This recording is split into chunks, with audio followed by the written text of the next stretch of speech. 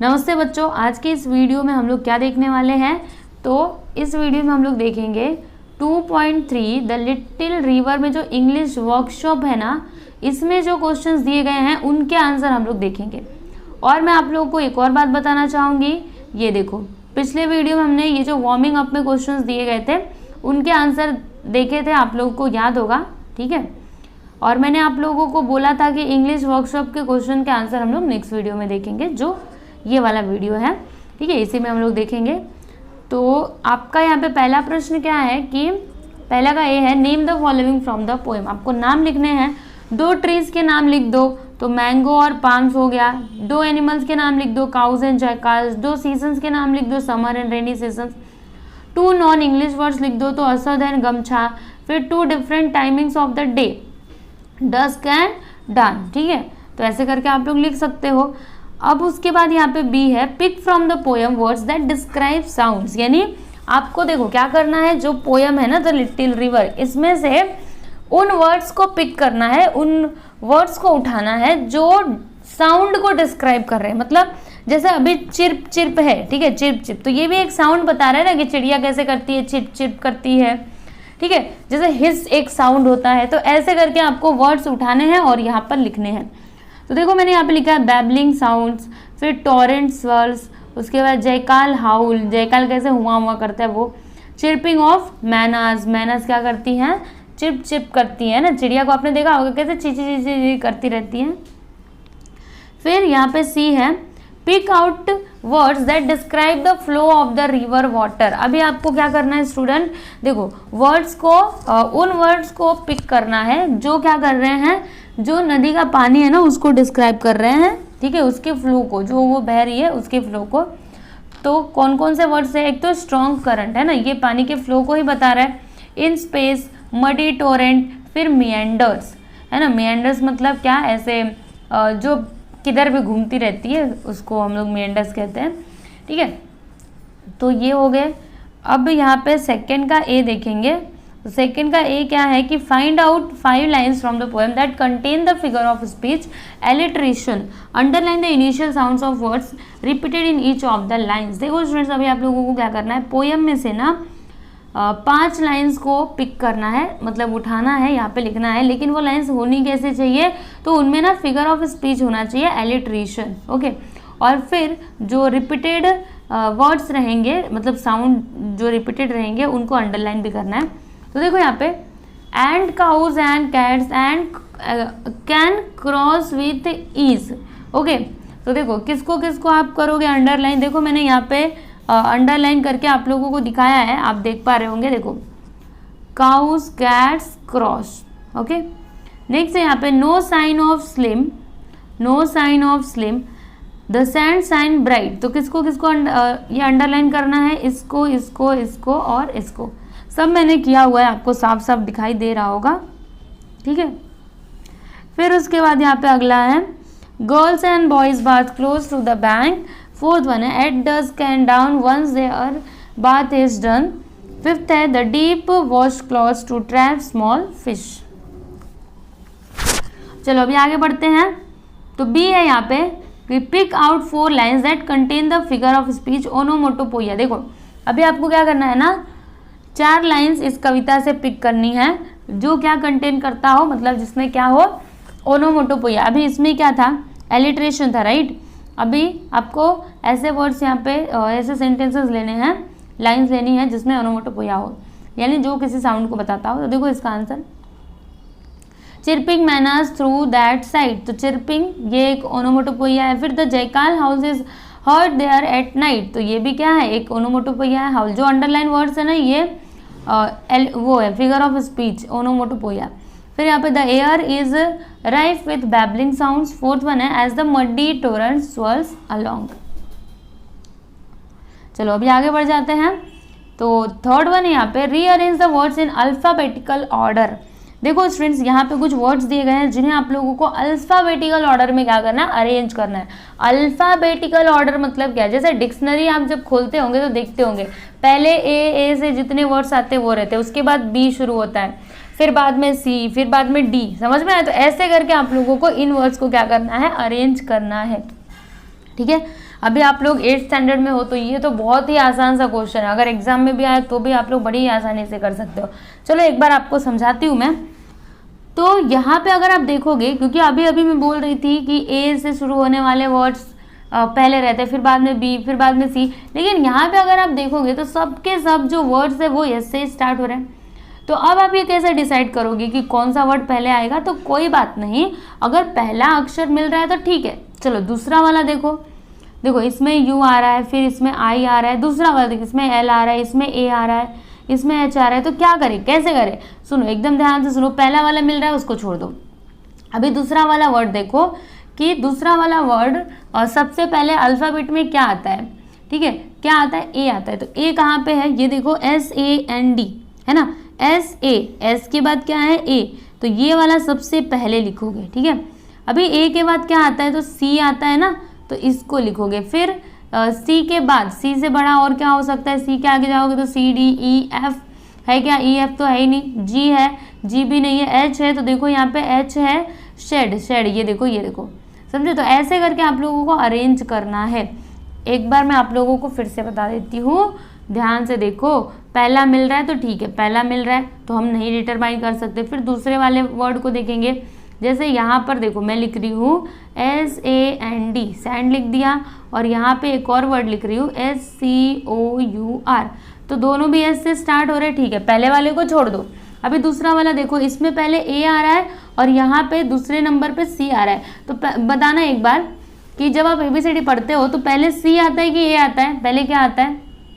पहले ए आता है, ठीक है। तो ये वर्ड को आप लोग पहले लिखोगे और बाद में सी आता है ना, तो इसको बाद में लिखोगे, ठीक है।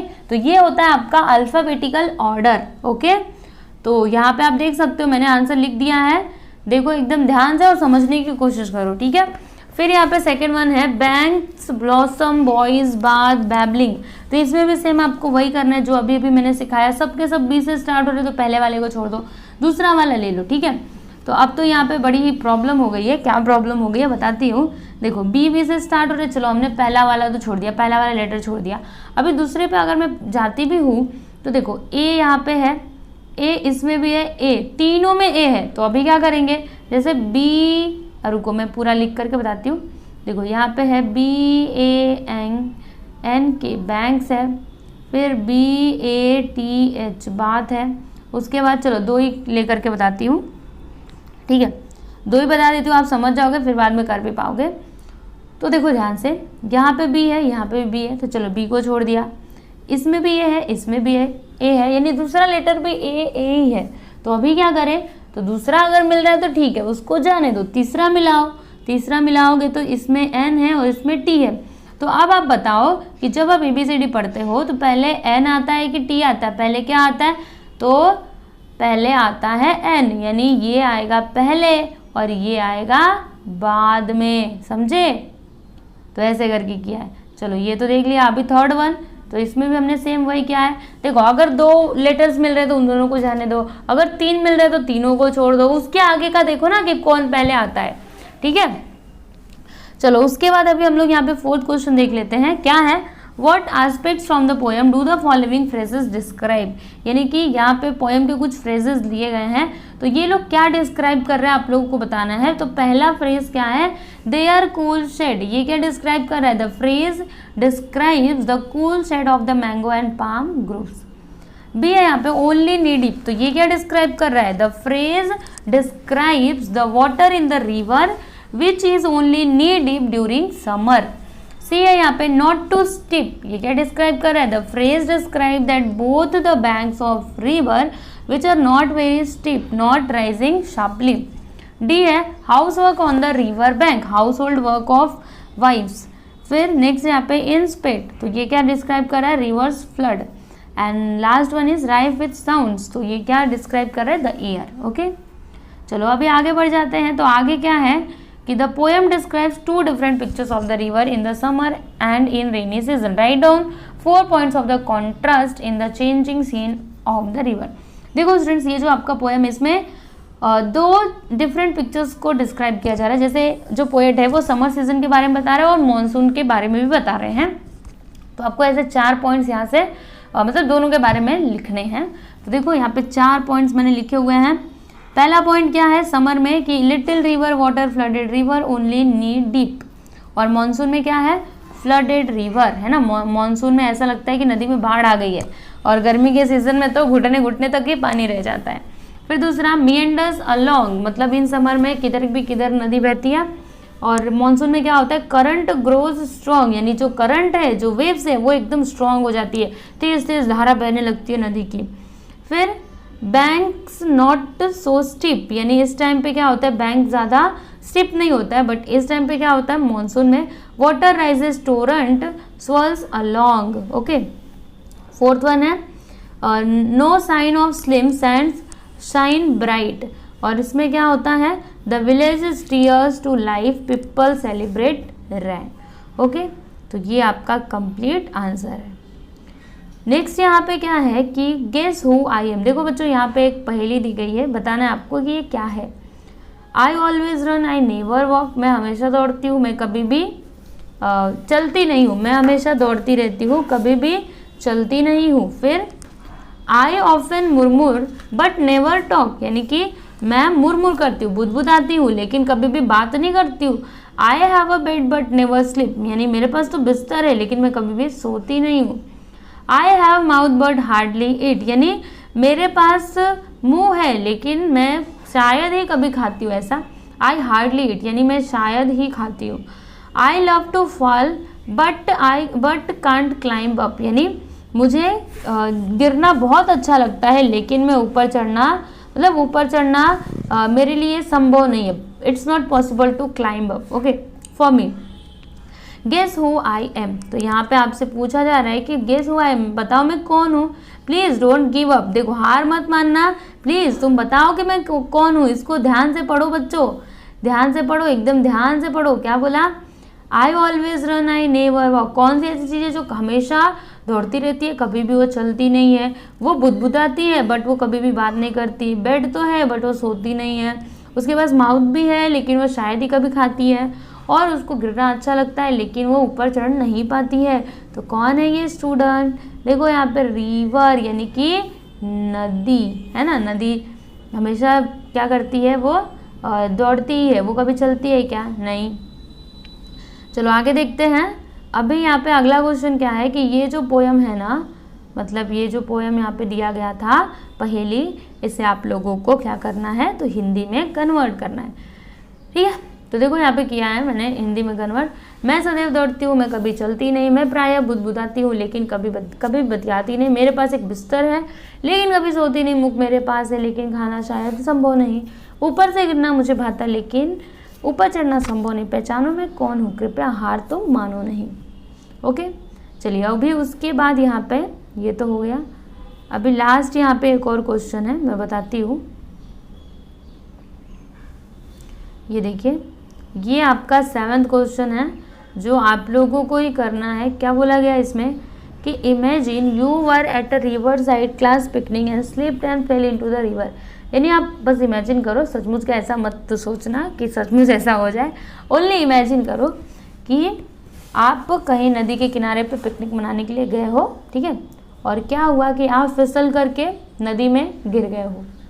जब आप खेल रहे थे बच्चों के साथ, बहुत सारी मस्ती कर रहे थे, गेम खेल रहे थे, तभी आपका पैर फिसला और आप लुढ़क गए, गिर गए।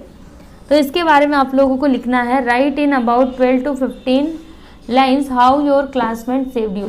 तो आप लोगों को बताना है कि जो आपके क्लासमेट्स थे उन्होंने आपको कैसे बचाया, आपके टीचर्स ने मिलकर कैसे आपको बचाया जब आप नदी में गिरे थे तो, ठीक है। तो बच्चों ये आप लोग खुद से लिखना, ठीक है, खुद से भी तो कुछ करने की कोशिश करो, लिखने की कोशिश करो। नहीं आए तो मैंने आंसर दिया ही है, ये लिख सकते हो, ठीक है। चलो पहले आप इसका स्क्रीनशॉट ले लो, फिर आगे का भी दिखा देती हूँ। ये देखिए आगे का, ठीक है स्टूडेंट्स। तो यहाँ पे आपका ये जो लेसन है 2.3 द लिटिल रिवर, ये हमने पूरा कंप्लीट कर लिया। इंग्लिश वर्कशॉप भी कंप्लीट किया, वार्मिंग अप भी कंप्लीट कर लिया, ठीक है। तो चलो अभी हम लोग नेक्स्ट वीडियो में मिलते हैं। Thank you so much.